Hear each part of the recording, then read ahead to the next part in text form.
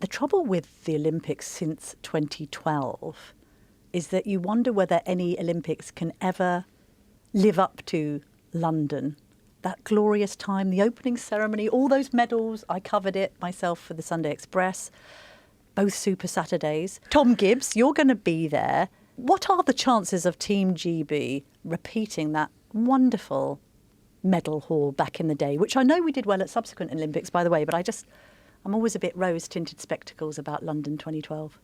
We probably won't get back to that exact level, but we should do extremely well. And the Olympics isn't necessarily about the number on the medal board at the end of it. It's about all the friends we make along the way, all these people we've never heard of who suddenly become the most important people. This is like, what are you? This is like Sports Day. It's the taking part that counts. We all get a medal. No, Tom, it's about winners and losers. We'll have plenty of winners. We've got all that lovely lottery funding. We take it much more seriously in this country than lots of other countries, and we're not going to have the classic British excuse of, oh, well, it's too hot. It's not that much hotter. It's only Paris. And Tom, so I think to your point, Camilla, London did set this bar for the UK. It was so exciting. I remember taking my children to the Usain Bolt 100 metres final. It was just unbelievable. Tickets for that? Yes, we did, yeah. Wow. It was astonishing, and I was lucky enough to go to some other days as well. You're going to France. In France, you'd imagine the French might be a little more cynical. I don't know, but maybe that's too cliched. How do you think it's going to happen? We've been hearing from our French colleagues here at the Telegraph that Parisians have basically been told, leave the city. It's going to be a nightmare. There's going to be loads of foreigners. You won't be able to go on the metro. Get out. I just wondered, do you think in France there's going to be this? They've clearly got, big political issues they're dealing with. There have been battles on the streets. Is this a London 2012 moment for them, or is it more like, my goodness me, the sooner this is over, the happier I'll be?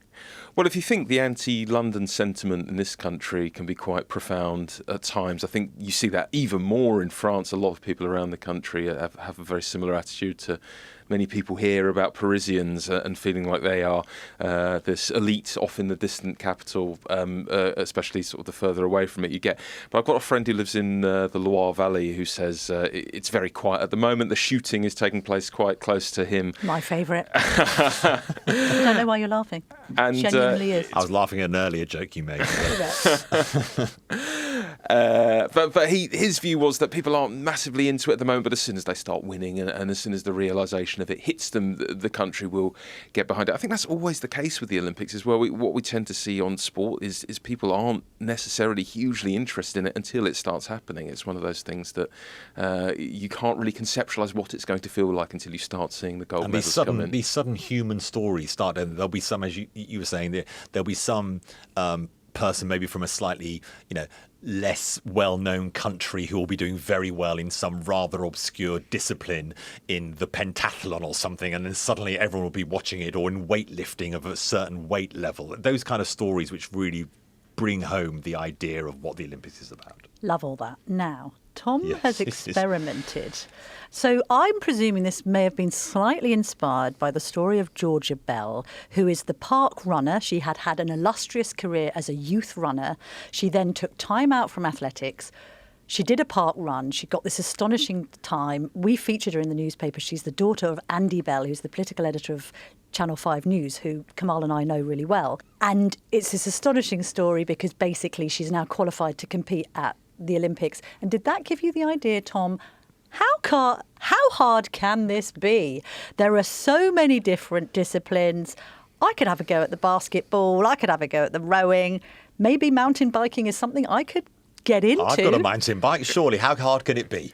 Tell us about your Venn diagram of Olympic sports, because it's a brilliant and funny piece. Well, the first thing you have to do when you're thinking about what potential Olympic sport you might be good at is rule out all the many sports you won't be good at. So I had a few categories which were too hard because there's too many competitors, right? I mean, I've probably left it too late to start my elite football career at the age of 40, and a lot of other people are keen to be footballers.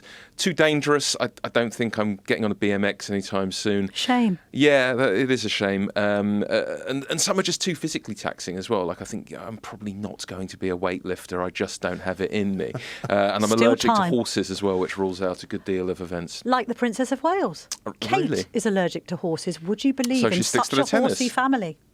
She sticks to the tennis, quite rightly. Tennis, I think, is pretty hard. I mean, I quite like playing for Leverstock Green in Hemel Hempstead, but I'm not sure I'm quite up to Olympic level. I don't think my running is any longer going to What was bother your the best scorers. discipline back in your running years? 400 and 200. Was it? Well, yes. I'd love to see Armezzo fart himself Streaking, around the track. Trudging around the track. Anyway, let's move on from my sporting Have you got prowess. any photographs of this? 'Cause- Possibly. Okay, great. Tom, so given that was the filtering process that you went through, Tom, which sports of this long list of sports did you actually think I could maybe actually give it a go? The three I tried were canoe slalom was the first one I tried. Wow. Shooting, which crucially doesn't require a huge amount of physical effort, and breakdancing, which is new for the Paris Olympics. I chose that because I thought, well, it's new, surely. Could I just there say aren't for that many all people doing it. our professional shooters who've just heard you say shooting does not require much physical effort, I bet they're going to write in, and do write in to the Daily Tea at telegraph.co.uk, just with your thoughts on what Tom just said there about your own discipline. But Tom, how did you get on? Well, the canoeing was great fun, but I was out of my canoe and into the water almost immediately. There are several undignified pictures of me doing this on the website as we speak. Ed Davey levels of success with the water sports there, then, yes, Tom? quite, yes, with an even less successful career beyond that. And the shooting, I was all right at the shooting. I managed at you one should point. try a bit of shooting, Kamal. It's all You about say calmness, isn't it? It's all about calmness. gun-toting. I Yes. mean, Jackie Stewart famously crack shot, then went into motorsports. It looks easier than it is, I would humbly suggest. Sorry, got It's the fact, Camilla, that you can do all the actions of shooting, and I literally don't know what you're talking about, which shows that obviously how much nicer I am. It's Linda Hamilton in Terminator, like literally my hero growing up. So But Tom, just I'm take us getting through. So distracted. canoe slalom is you do it on a course, don't you? I think. Yeah, Yes. imagine What is it? Imagine a lazy river in your nightmare, like a really, really fast-moving, bendy track with these big barriers. There are these poles suspended above you, and you're supposed to get your boat in between these poles. There's 20 or so on each course. I went round twice. I managed to get through one of those gates. It's Right. incredibly difficult just But to keep shooting, yourself roughly in the calm, right direction. Tom in the zone, yeah. Somewhat, yeah. I mean, I did it with Lucy Hall, who's going to Paris. She's in the women's trap team, and she very kindly said now each time I should pull the trigger, which did help, I think, and I don't think it's something they get at the Olympics. But she trains, actually, she does something called distraction training, where she asks people to rattle bins and shout and put music on while she's in the act of shooting, in order to kind of make it so that whatever happens on the day, she won't lose her Did focus. she tell you to keep both eyes open?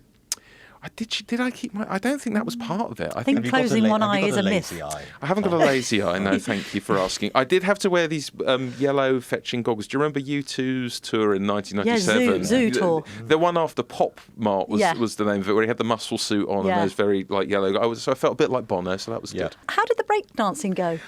Oh, I'll level with you, Camilla. Not brilliant. Yeah. I'm not cut out for it. I'm blaming my height. It helps to be short, apparently, to be a breakdancer. The guy who showed me, Jamal O'Driscoll's 5'9", which he said was tall for a breaker, a b-boy. I'm all of 6 foot, so that's, I think, was the only thing Might holding me also back. help if you weren't a 40-year-old sports journalist. Possibly. Who can say?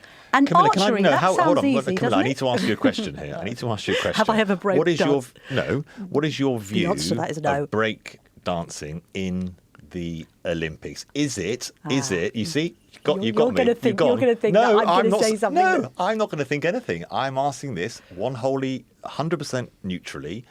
What do you, Camilla, think of breakdancing as an Olympic sport? I agree with it, because I think break dancing is really skillful. I love a dance-off.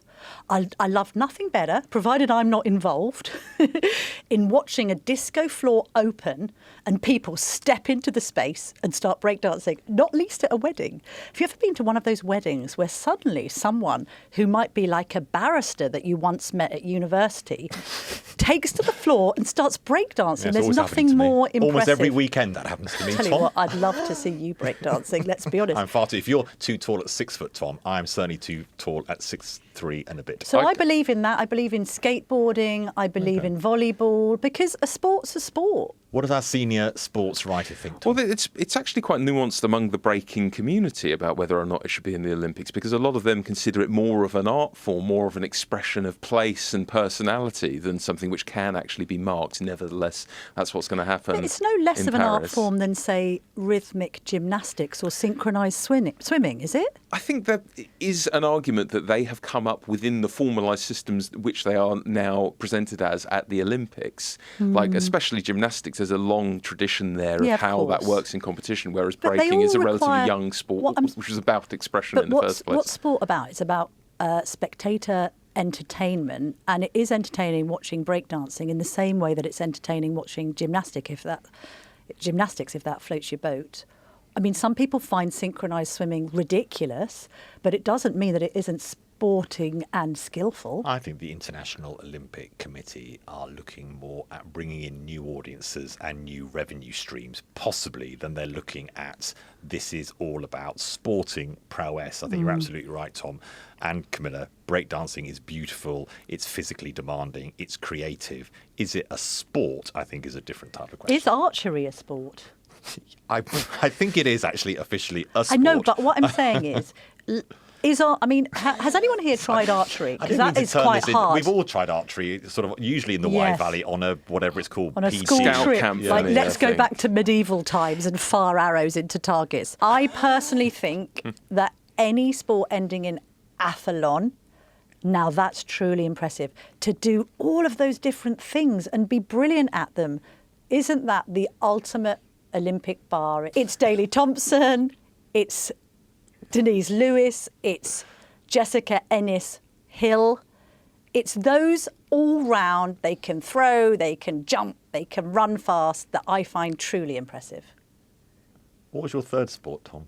Those were my three. I did breaking, Oh, sorry, shooting, yes. Sorry, I and didn't get it, sorry. canoeing. Why not curling?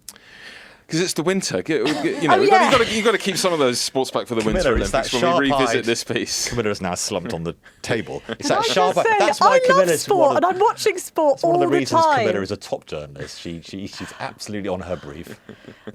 Curling, all right, fine. Yeah, the whole broom thing. Yeah. I'm just what about looking at- downhill skiing, Tom? Did you think about that? Shush now. Yeah, what about bobsleigh and why weren't you in one? What about Greco-Roman wrestling? Yeah. Why didn't you try that? Again, I think it's in the category of things which would not have got past a compliance officer at our employer for health and safety reasons, and I didn't much fancy getting thrown around by a burly man. It's a good enough reason for not doing anything.